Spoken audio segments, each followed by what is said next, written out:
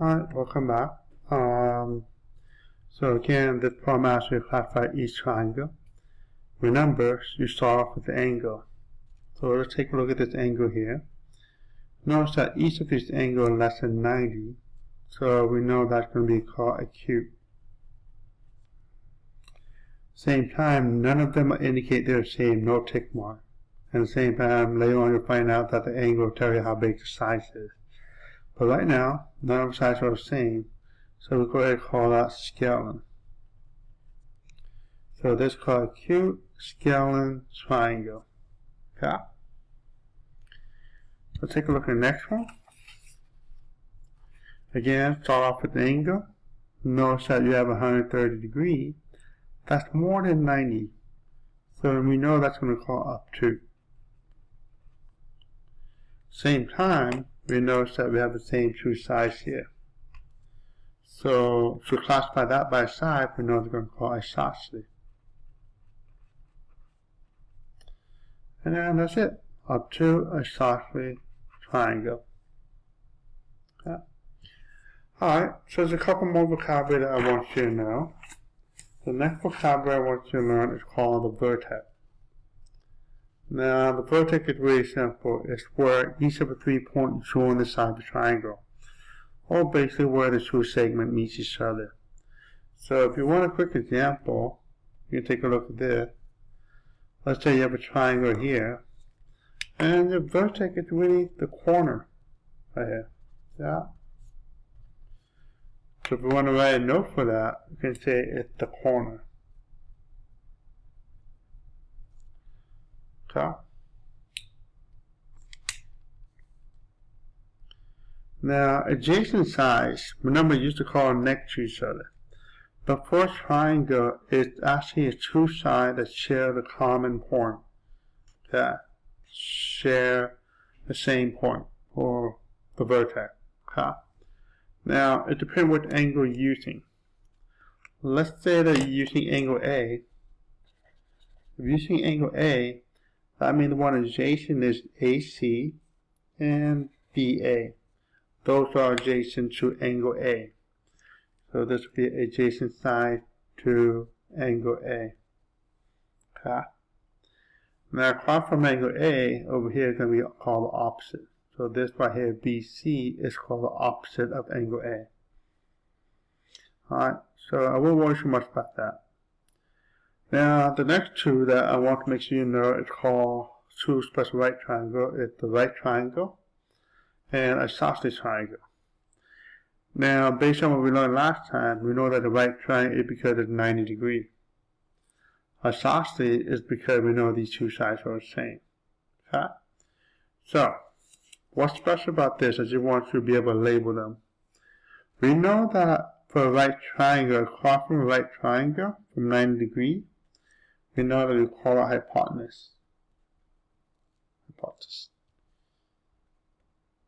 Okay? And then these two right here, we just go ahead and call them leg. Okay? Those two are just leg. So the important thing is for you guys is to understand what the hypotenuse is. The hypotenuse is always across from that 90-degree angle. So here 90, across from it, hypotenuse. And these two are called leg.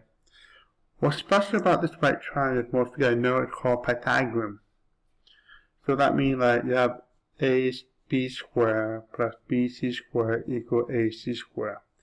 For this, let's keep it simple. We're going to call it leg squared plus the other leg squared is equal to the hypotenuse squared. Okay?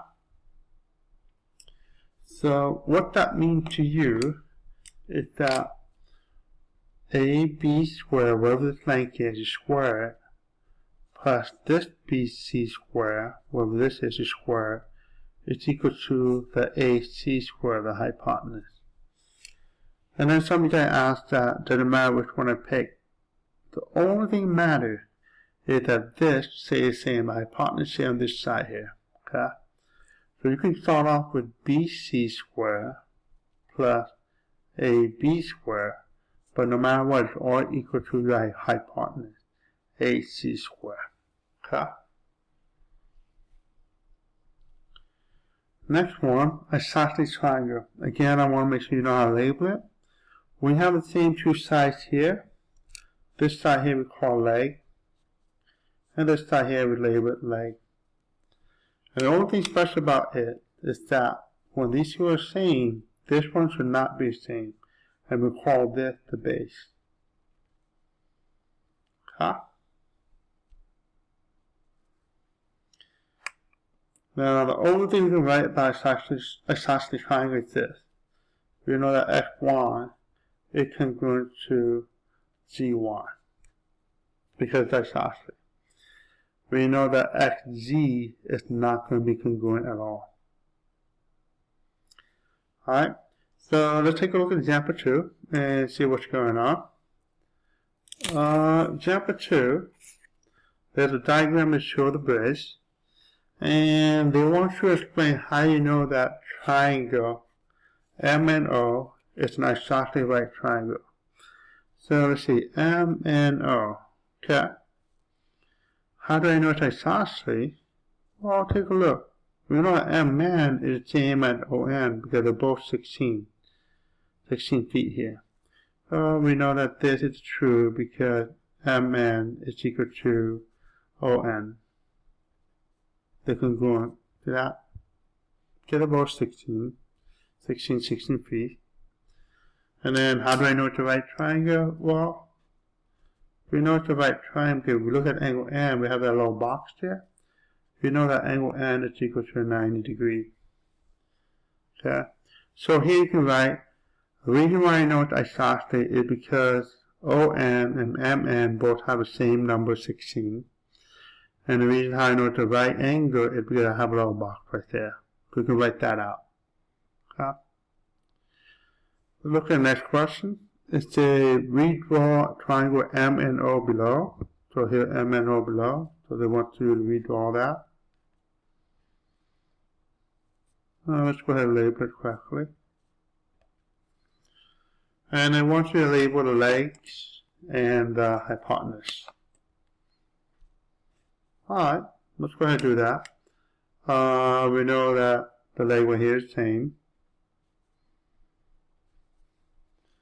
And across from 9, we know it's hypotenuse. Now some guy wondering, wait a minute, shouldn't this be the base? Yes, it's also a base. But since it's across from 9, we're going to call that hypotenuse. Okay? So just be aware, even though it's isosceles triangle, they're both the same here. But across from 9, we call that hypotenuse. Okay? Especially from 90 degrees. Go ahead and try the next two, and just try to explain the best that you can, like how you know what kind of triangle it is, and just go from there.